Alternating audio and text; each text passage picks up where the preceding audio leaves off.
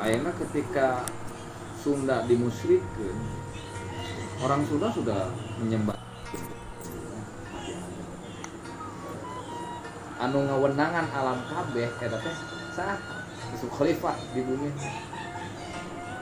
Lain di Antabaranta.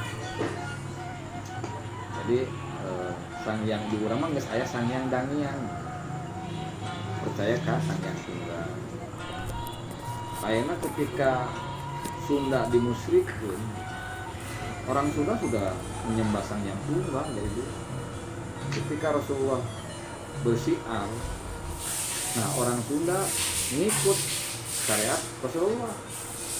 Tapi ajaran mah agamana mah tetep ka sang yang tunggal.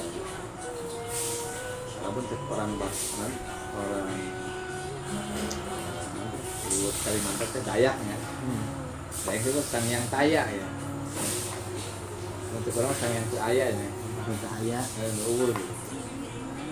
Begitu orang mengatakan bahwa orang Nusantara menyembah ke animisme, dinamisme, gitu kan.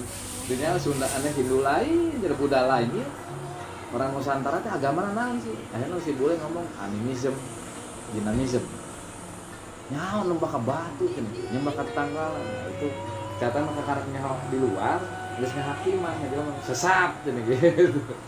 Padahal